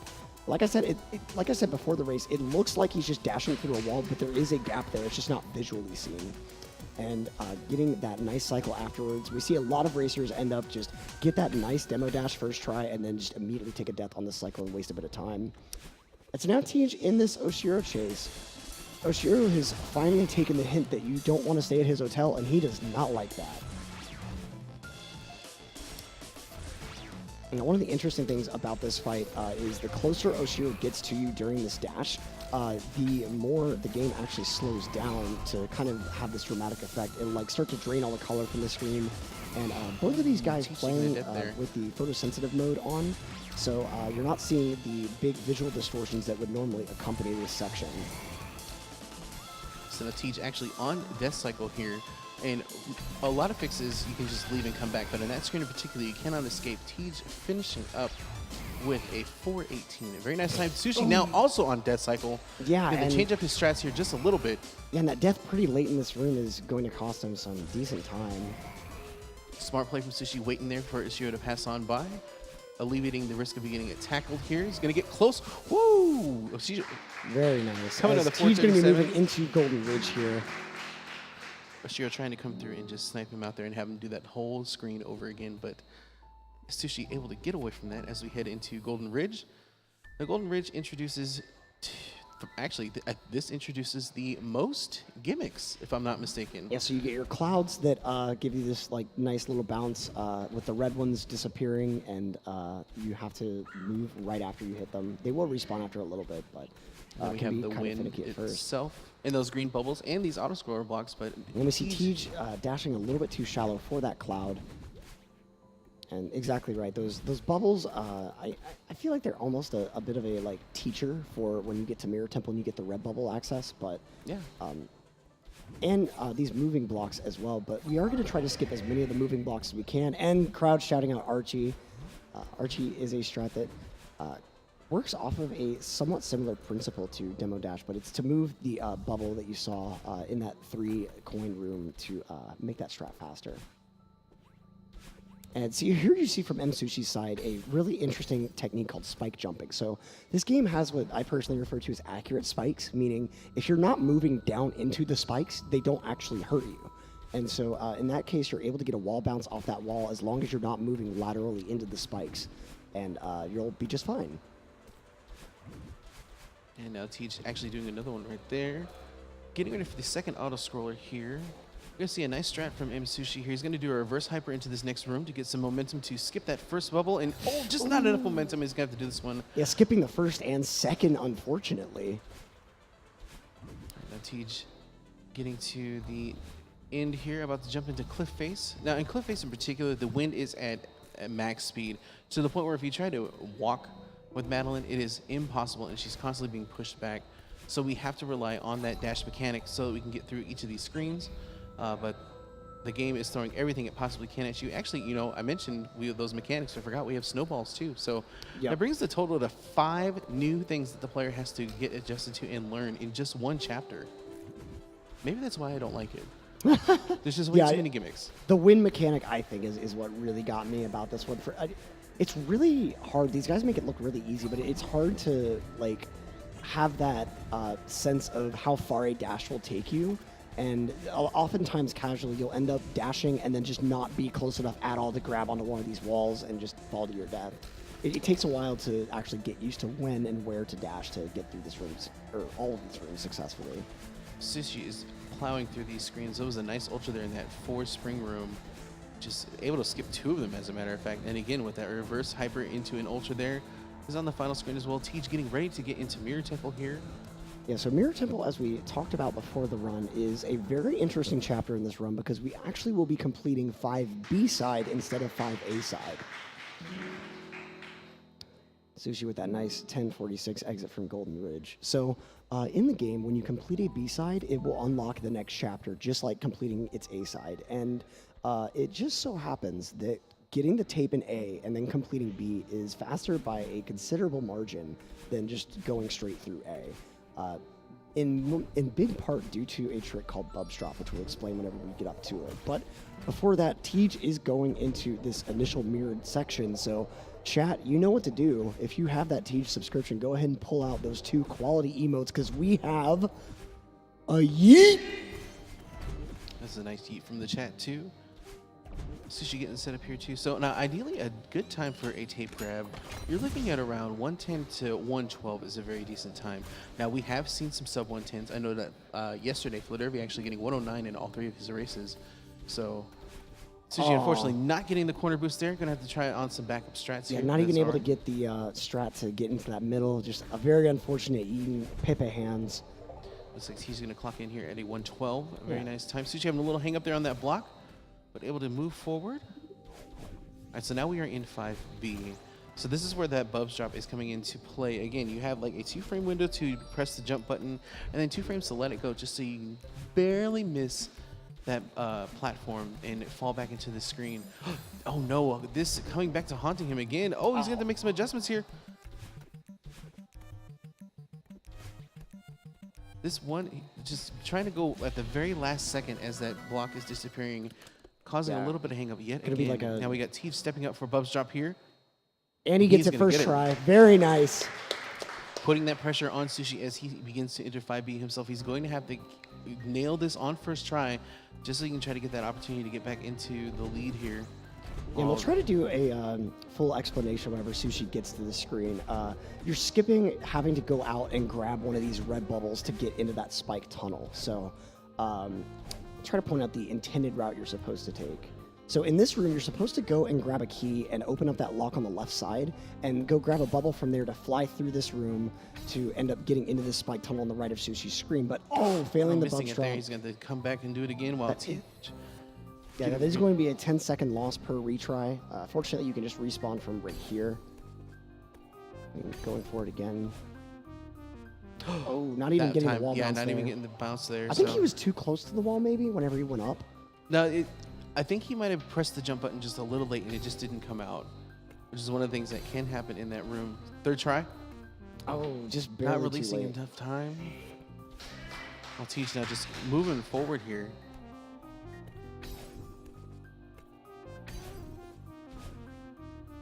Okay, very nice. Getting on the fourth try here. He does have his work cut out for him, though, as Teach is now in the Theo section. Yeah, and It's Sushi a having very issues nice lead here. going ahead and getting up on this moving platform. So what the point of that dash down is that little platform that you stand on if you fail the bubs drop is a one-way platform. And by going back down into that room, you're never supposed to enter that room from that entrance. So the checkpointing system, I believe, works somewhat similarly to like Super Mario Bros, where your like horizontal distance in a room will determine where a warp will take you to. And so in that case, like being that the checkpoint is supposed to be set from that entrance that you're never supposed to entrance from, the game just sets that checkpoint entrance as the end of the spike tunnel. Right now, Sushi heading into In the Mirror himself as he's just exiting Chapter 5 and getting into Chapter 6 here with Reflection. So Sushi handling this long room here, getting some nice diagonal dashes here to speed up in his process here. He's getting a nice wall bounce here and get that Seeker to help him out with that, saving a little bit of time. Siege goes for a different strat and relies on the explosion if the Seeker doesn't line up properly. So far, the second half of 5B is looking really good on Sushi's side, which is very important. I mean, when you missing bubs drop in a normal 80% attempt, that's usually a reset. Yeah. So being able to maintain that composure and finishing up and still trying to play at your best ability is really a good thing to do. It's certainly impressive. I think a lot of people that haven't ever speedrun a game really underestimate the mental element of it, and in particular the difficulty in just moving on and recentering after mistakes. And I just get into this section with these point switches here, using Theo to take care of them. While Tej now getting into the hollow portion here of Chapter 6. Going into this, getting that Ultra, getting that nice bounce there. Oh, having to, Ooh. And so Nice backup. you can't actually dash while holding Crystal Theo. Hype for Sushi getting out of 5B there. 4:33. Kind of looking at it, seeing his total time there. Taking the headphones off, taking the sweatshirt off. Oh, it's getting super serious here. Let's go. Meanwhile, Tej making very nice progress through Reflection. Another very long stage in this game. It's pretty interesting how, like, the first 5 chapters take, give or take, 14, 15 minutes, and then the last 2 chapters take about as long. Yeah. I mean, ideally, Chapter 6 is about 5:30? I don't know. It's hard to say because I only dream of getting times like that. I mean, for myself, with a 3428 PB, I want to be at around like 6 minutes for Reflection. So it's a little, they're obviously a little faster than that. Yeah, and the nice Kevin block movement from Msushi. A little bit of trivia for you. Kevin from Power Up Audio is the one that actually recorded that voice dialogue. And the underwater version, we were saying earlier that when you go underwater, and you'll notice it a few times, the sound is muffled as if you were actually underwater. They recorded a second version of the sound just for that. And that second version is Kevin shoving his head into a bowl of water next to a microphone and making that sound. And actually, Kevin is in chat, so maybe we can get a link to that clip. Yeah, he did actually stream this process on Twitch, so it was really funny. And so Tej is going to be making his way down to the battle and chase. But first, one of the best examples of just how fast you can get Madeline to go. In this case, when you dash off of a moving object, the object's speed is added to your dash speed. So in this, Tej taking a death instead of the full battle and boost, but is able to take a bit of a zip right through that initial room.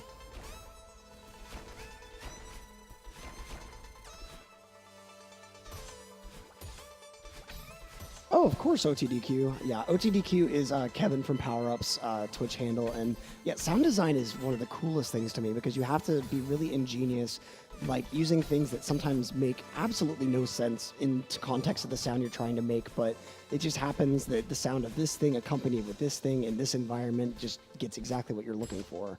So it's a very interesting job that requires a lot of creativity. We got Msushi clearing that top room there and getting that corner boost into this nice little feather section here. We didn't really get to talk about the golden feathers in this run just yet. Yeah, so the golden feathers are partially reflections, gimmicky mechanic, and Tej actually has a bit of an advantage on these because he's playing on a DualShock 4 and can use that analog control, which, unlike like Madeline's dashes, which are restricted to the cardinal and ordinal or diagonals, the golden feather can go full 360-degree motion. But on Msushi's side, he's having to like switch between tapping keys alternately in order to accomplish the same effect. But you'll see like Msushi's golden feather flying is going to be a bit wiggly because of that.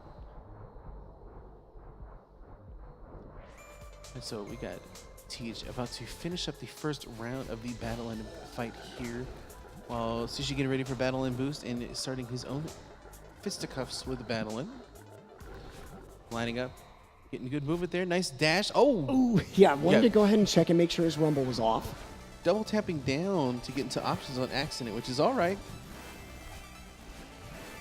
And this battle and fight section, normally one of the just most thrilling, nerve-wracking sections, especially some of these longer rooms, but these guys making it look easy. You gotta wonder why Battling just doesn't give up and flee at a point. I mean, she's gotta understand that somehow, unbeknownst to her, you've become a mountain climber. There's no other way you could be going this fast. Absolutely. And now, Tej getting into this final screen here. This has been known to cause a little bit of problems here, especially this laser here. We're going to see if he's going to get the fast cycle on this feather coming up. And he's going to get it. Now, you see how that lineup goes? If you miss that and get caught in the animation of spawning into the feather again, it is a guaranteed death. So, Tej able to do that and get out, and he is going to have a very nice time coming out of Chapter 6, if I'm not mistaken here. Possibly sub 20 minutes? Yeah, it's going to be really close, but... Yeah, we're looking at maybe a 1953 or 54 here.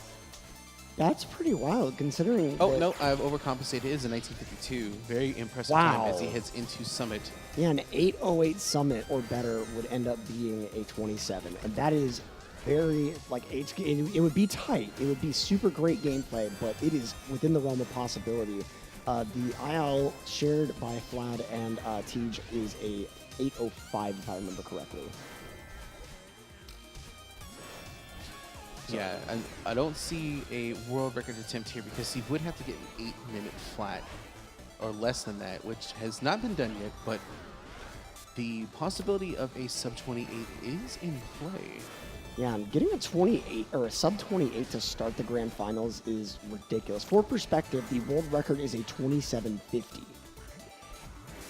So Tej, I believe, is trying to optimize that down to about the 27.3x range for PB attempts, but obviously this is a totally different environment, which is something we haven't really touched that much on. Is in these racing environments, the people that thrive are the ones that have that inherent consistency while going super fast. And Tej over the past few months has been just hitting the no resets super hard, and you can see the progression in the spreadsheet tracking his times.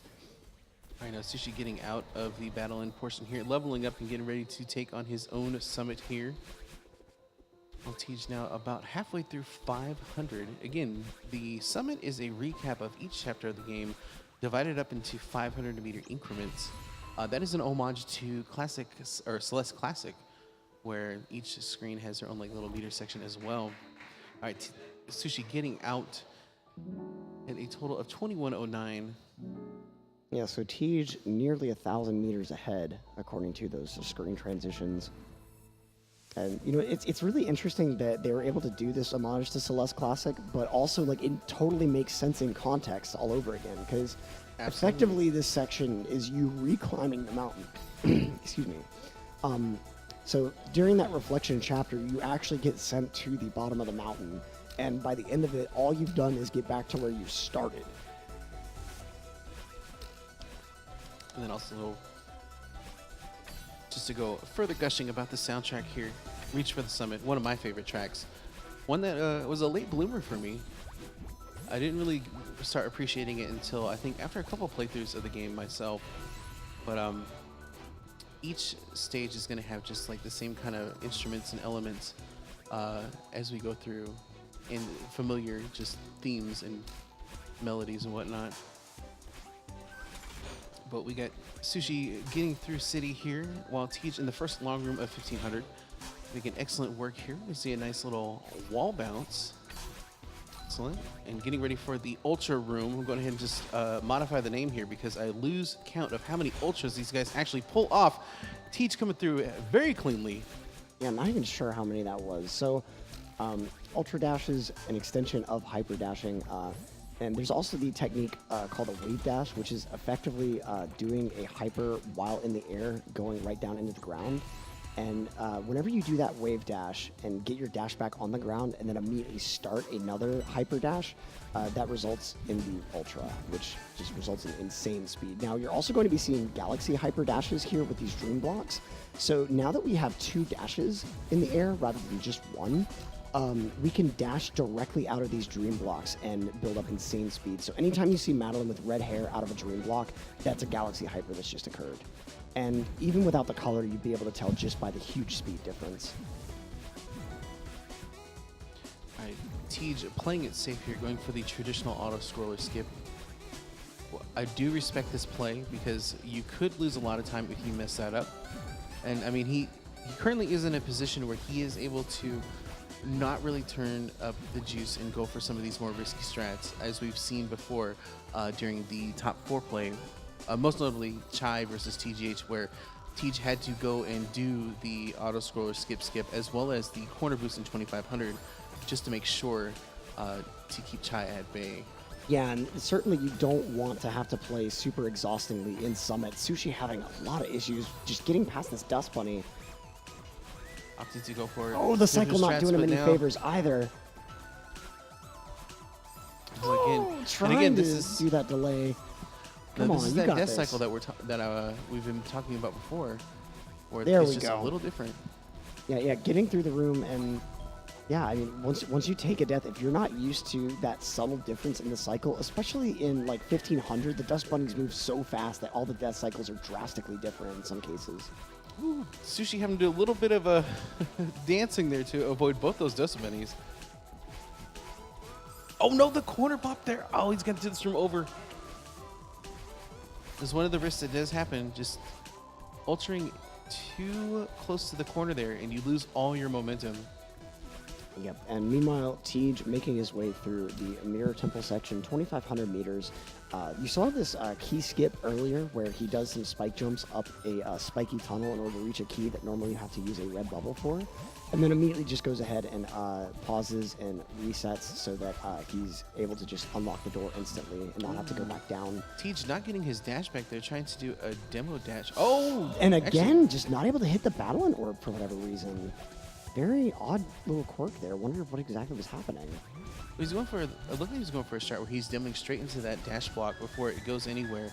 But just jumping a little too soon and not getting his dash back. All right, so we got Sushi in the last snowball room of the game. No drama there, but Tej now in 3,000 here. 30 flags before he is at the summit here. Yep, and so this is really that home stretch section. Casually, this takes a ridiculous amount of time, just like you're fighting for each flag. But in this case, these guys are actually going to be trying to skip, especially some of the more out-of-the-way ones. In particular, between 10 and 7, we may see up to 3 flags skipped, which can cause significant problems if a death occurs in that section. And Tej so far pulling off very fluid movement. You'll skip the occasional flag here and there, just if it's slightly too far out of where you land on the platform. Yeah, and also Summit is definitely Tej's strongest chapters, so having to try an attempt to play catch up here is just really, really difficult, because this is where I feel Tej is most comfortable. Actually, okay, interesting. Grabbing that flag, that's a little different. But yeah, I feel like Tej feels almost like a second home here in 3000. So it's just, it's like, I know exactly what I need to do. I'm just going to go ahead and make this happen. We got Sushi now heading into this room, getting corner bopped again and flying into those spikes. Have to try this again. Nice backup attempt there. And you can see TGH's not only practice showing, but his ability to recover. Earlier, there was a really, really smart read and recovery that didn't lose him that much time, around like flag 15 or so. And just, he's really, really setting himself up to have a nice, confident, and strong start to this best-of-5 set. And so I missed if Tej grabbed flag number 10 or not, but he's definitely grabbing flag number 9 here. Yeah, 8 way too far out of the way to warrant grabbing, especially with how close 7 is. Yeah, and especially with the setup too, just the dash and then the wall bounce, and then you're in a position to grab flag number 7. And so now Sushi getting ready to get to the last portion here. Grabbing battle in one more time and getting ready to go into 3000. But Tej on flag number 4 here in the home stretch. Still looking to set a very impressive time. It's going to be very solid. I'm looking to say possibly a mid 28:10. We'll have to wait and see. But he is getting ready to get into flag number 1 in the home stretch here of this first race. Just a few more dashes, and this is going to be Tej's first victory again in a set of best-of-5. Yep, and Tej pulling off a hot 28-13. Now we got Sushi here in the downdraft portion,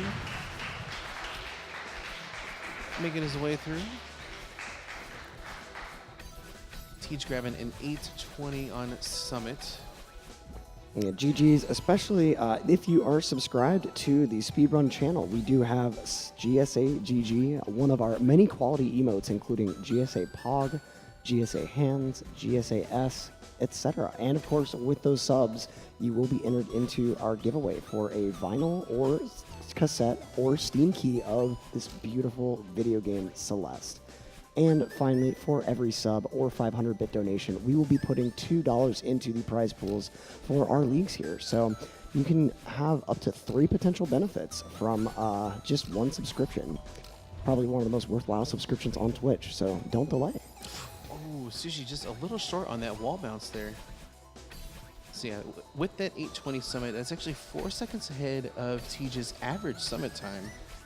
So very nice. And then average death too on pace with an 9. So looking pretty good here going out of that first race. It's just kind of leaning back and relaxing here. Checking out Sushi's run as well.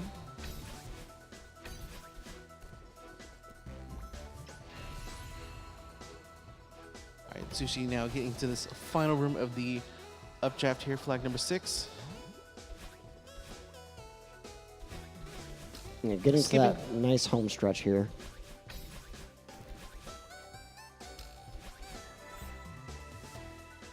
Some excellent work here. Going into flag number 3.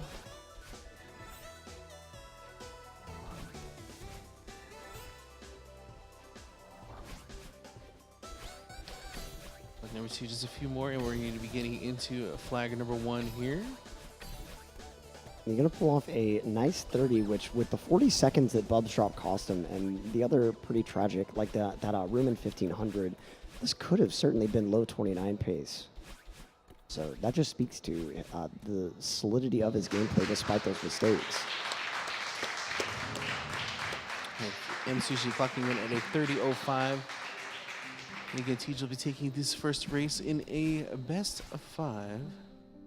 And of course, that great sportsmanship going ahead and giving GG's Definitely seen this all weekend. Yeah, it really just goes to show, as we've been saying all week, this collaborative competition. All these guys working for that common goal, and ultimately just really great friends. Yeah, absolutely. That's why, like, Sushi mentioned in the interview how close the community is, and it's definitely being shown here on stage and throughout this entire weekend. Just a lot of camaraderie and just having everybody just with the hugs and the handshakes and everything else. It's just a really, really tight knit community. And the rivalry is all about that self improvement and improvement of yourself against others. Like, for instance, when Tish had his record taken by Flat in the middle of a race, that was really his huge motivation and booster to just really start hitting the game hard to optimize. And they've just been neck and neck ever since. Both of them the only two humans with 27s. Unfortunately, Vlad's unrecorded due to being in a warm-up for one of these GSA League races. And so we are going to get prepared here, taking a little break prior to getting the hands rested up, which is also very important. Yeah, we actually see Sushi on stage messing around with Celeste Classic. Yeah, he's actually in Celeste Classic right now, so showcasing that nice game jam project that Noel and Matt put together. And you get to see that Madeline had a little bit of a different aesthetic there.